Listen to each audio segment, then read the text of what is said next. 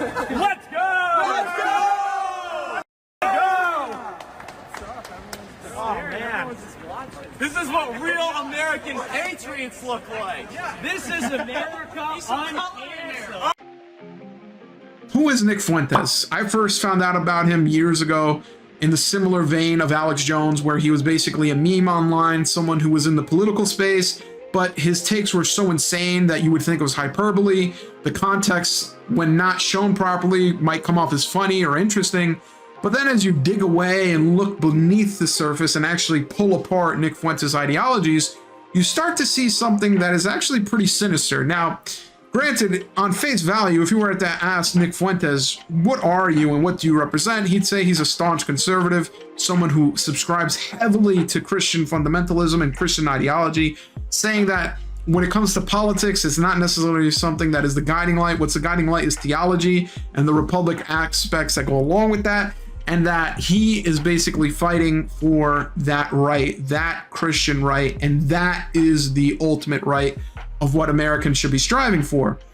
Now, the problem is with Nick Fuentes is that if that was true, if that's simply his intention, he is a master of saying that the means justify the ends, because he will go through ridiculous arguments and ridiculous statements to get to that conclusion.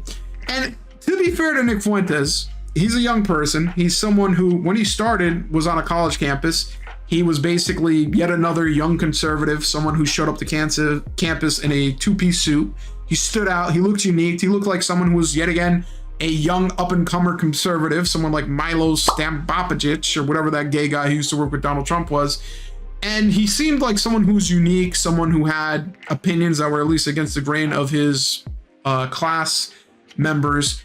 But as he continued on, he started to essentially just go down to bare bone basic anti-Semitism, racism, ethnocentrism, just literally taking it to a level of absolute debauchery and really ideological warfare on the most simplistic terms, where you'll listen to Nick and who will literally try to deny the Holocaust, say it never happened or didn't happen to the degree it did, for the simple reason being that he believes that if you were to delegitimize and desensitize the Holocaust and say that it's not that important, it would then take a lot of political power away from the quote-unquote Jewish people who run this country, and then would then essentially make it more likely for Americans to step out of their cages and basically say that they don't support this quote-unquote what Nick will now say as a facade Zionism, and that it will be more likely that they will be called out on their bad actions, and from there we will be able to reclaim this nation as a purely Christian nation and something that is less debaucherous in the vein of multiculturalism and Jewish mind control. Now, what is so hard to pick apart from Nick Fuentes, and why I think he's such a confusing, controversial conservative, is that he has a way of saying things that are so exaggerated that on face value is satire or hyperbole, but he is being dead serious. He really believes that the United States of America at its core should be a Caucasian majority, that a white majority is necessary in order to preserve the Republic.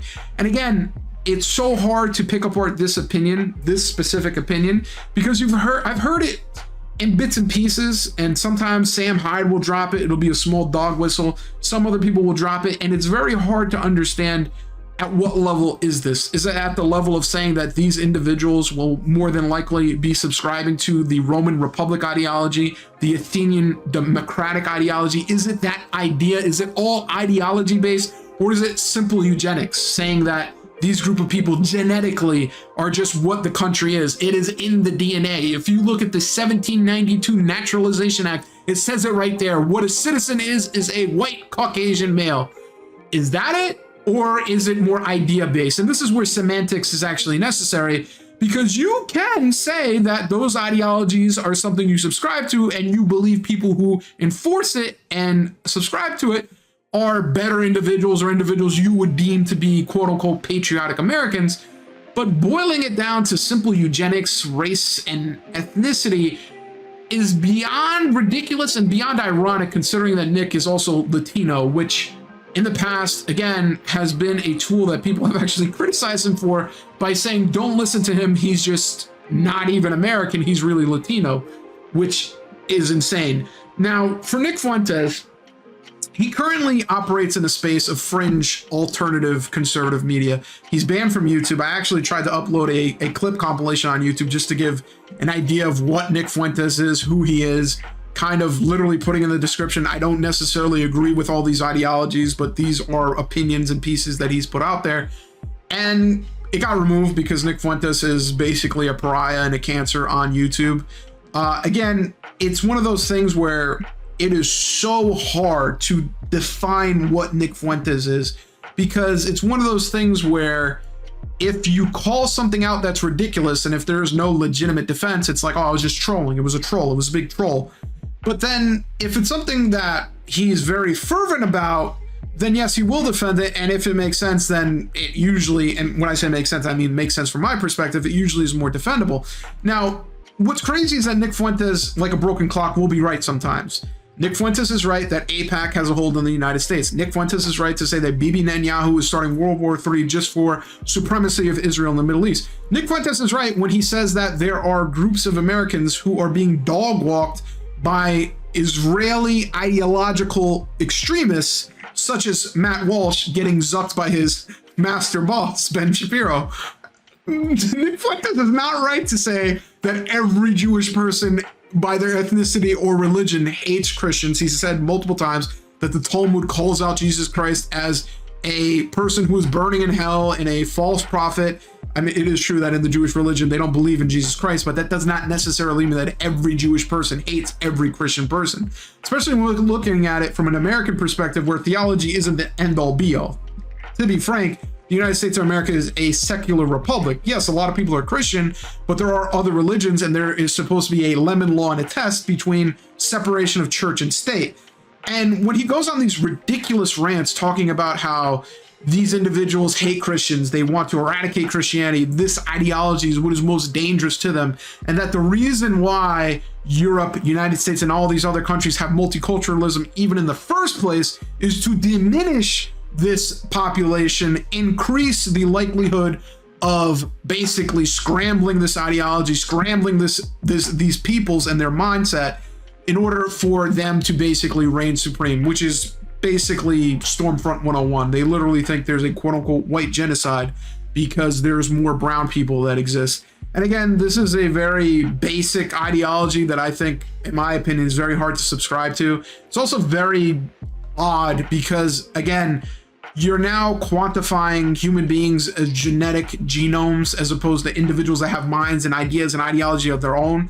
And it's also very racist and very ethnocentric. And if you look at court cases from the past, one being Ozawa versus United States, I think he perfectly said it best when he said that by name, Benedict Arnold is an American, but by heart, he was not. By name, I am not an American citizen, but by heart, I am. Ozawa was a Japanese American who was a business owner, someone who was a patriot, someone who wanted to be a citizen, but at that time, he was not eligible to be a citizen. And he brought up a pretty good counter argument, basically saying Benedict Arnold, who was a British loyalist, someone who betrayed the United States of America, is by all definitions a white Caucasian male who should be classified as an American, but he had an ideology that was malignant to the United States. It was malignant to the Republic. It was malignant to the ideology that is promoted in the United States of America. And what's so weird about this whole conversation is that they espouse to say that they love the Republic of Rome. They love the Athenian democracy. They love this ideology of Western European mindset. And what's crazy is that what has shaped the world for the better is the spread, and ironically, the spread is through warfare and colonialism and, at that time, empire spreading, but literally melding of the mind, sharing information from Arabian algebra to Roman numerals to the architecture of Rome to the information being shared in the Renaissance.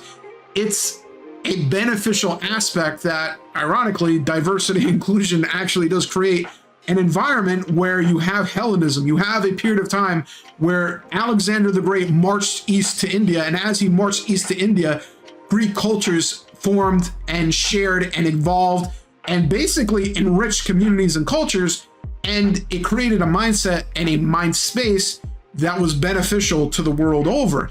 And it's ironic to me that Nick Fuentes would take such a weird isolationist idea, especially when he himself is Latino, he himself is someone who's to some degree different. It's not necessarily to say he's not white. I'm not saying there's no real litmus test to that. I mean, if you look white, I guess you are white. I have really no real idea of what that is, for the reason being that usually white people will tell you when you're not white. You can look white. You can look white. You look like a white person, but then your name is Muhammad and you ain't white. You look white. You look like a white person, but your name is Jose. You're not white. So it turns into this guessing game, this weird morality boost. And this is something that's nothing new, and it's nothing changing between American history. When Irish people came to America and were treated poorly, then Germans came to America, and ironically, Americans were mad that so many Germans spoke German, and so on and so forth, etc., etc. But focusing on Nick Fuentes, he confuses me so greatly because he will actually cover his face and camouflage himself pretty well. Lately, his latest mask has been being anti-Zionist, basically going against Israel, going against AIPAC, going against these people who honestly deserve to be questioned. But it's with the motivation and the ignition of anti-Semitism. He is an anti-Semite. And the reason why it's so alluring and why it's so addicting to perhaps say, oh, this person does not support AIPAC. Oh, wow, that's actually really good. This person doesn't support Zionism. Oh, wow, that's really great. That's really great. Okay, take those two things away.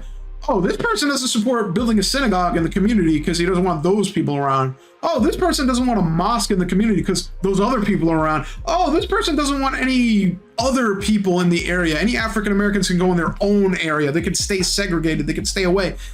The thing is with Nick Fuentes is that his ideology is one that is malignant. One is that basically is spurned by, I don't know, some type of ideological hatred, that his actions and motives are terrible. Therefore, his conclusions, while saying things like Matt Walsh is a cuck for basically bending the knee to Ben Shapiro and taking in all the pro-Zionist propaganda, seeing it come from Nick Fuentes, I basically can't tell if he really feels that way or if it's just a means to an end. Is he just saying that because he thinks that Jewish people are terrible and he wants to weaken them by doing that? Or is he purely America first and wants to see the United States be independent of a foreign nation? And the thing with Nick Fuentes is that he is a fringe alt-right that is so fringe and so alt-right that despite having dinner with Donald Trump, now Donald Trump and the Republican Party has basically scorned him because he is so anti-Semitic. And he is so salty, he is so mad that he is at the point now where he is making fun of Trump supporters, Trump voters, by saying that you now have Donald Trump wanting to go to war with Iran. You now have Donald Trump who is basically bending the knee again to Netanyahu and doing all these cringe tactics that every other president was doing. And again, I agree, that's a true statement for the most part, but it's so annoying that his motivation is misguided. It's very disheartening to see that when Nick is making valid points and when he's going down these arguments, knowing his motivation and knowing the engine that's running this, it is the same thing he would say in a conversation to say that saving Europe means removing Muslims. It's the same thing to say that saving South Africa is bringing back a white majority. It's the same thing to say that the United States of America was great when in 1792, the Naturalization Act is that you had to be a Caucasian male. He is someone who has, at some point in time, subscribed to a very deeply flawed ideology, and it is at the core of all his ideological beliefs. And he also uses Christianity and theology as a tool to reinforce these beliefs and reinforce these isolationism tactics. And it's really unfortunate to see that he's boiled down to a very basic extremist where his views and his ideologies are just simple meanderings of I'm white, I'm right, the majority should be white, and any minority that's in this country needs to act accordingly in the same regard. And it's unfortunate to see this because I think that a lot of the political influence he has, he does resonate very much with like very alt-right young, conservatives. He's someone who has influence. He's someone who has an audience. And more importantly, he's someone who, much like, in my opinion, JonTron, has a lot of money. He is someone, or relatively has a lot of money. He's someone who doesn't necessarily have to work a 9 to 5.